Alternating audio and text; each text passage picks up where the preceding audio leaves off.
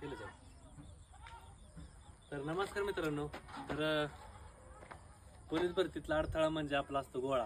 कारण की बऱ्याच जणांचं स्वास्थ्य चांगलं असतं, 100 बऱ्यापैकी असतं, पण गोळा हा आपला वीक पॉईंट ठरतो. तर गोळा टाकायच्या आधी थोडंफार वॉर्मअप करणं बॉडी गरजेचं राहतं.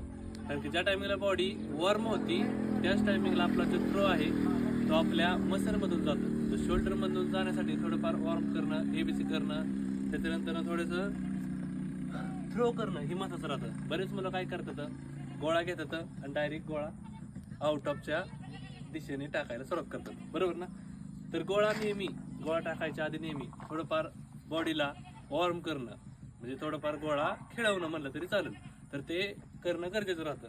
तर आज तुम्हाला मी थोडंफार गोळा शिकण्याच्या आधी म्हणजे थ्रो करायच्या आधी कोणत्या प्रकारचा थ्रो करायचा असतो ते तुम्हाला सांगतो, एकदा पहा.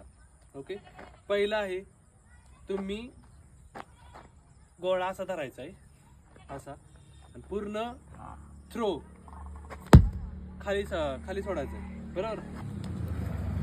आणि हे करताना पूर्ण तुमच्या शोल्डर मधनच गोळा गेला पाहिजे. असं इझी नाही. त्याच्यानंतर ना हे झालं खालचा, त्याच्यानंतर ना वरचा सुद्धा, वरचं पण दाखव.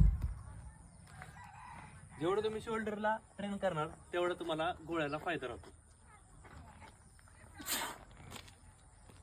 बरोबर. त्याच्यानंतर ना पहिला झाला खालचा थ्रो, नंतर ना वरचा, आणि त्याच्यानंतर ना आपलं सिंगल हाताचं थ्रो करायचं. सिंगलचं म्हणलं की ह्या साईडचं नाही का, असं ह्या साईडचं असं दोन्ही करा.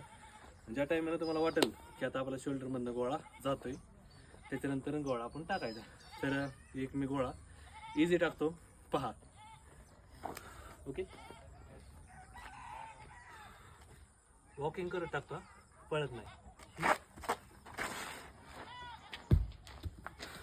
अशा टिप्ससाठी आपल्या पेजला फॉलो करा, आणि जर तुम्हाला ह्या गोष्टीतनं फायदा होत असेल तर कमेंटमधून नक्की सांगा. धन्यवाद.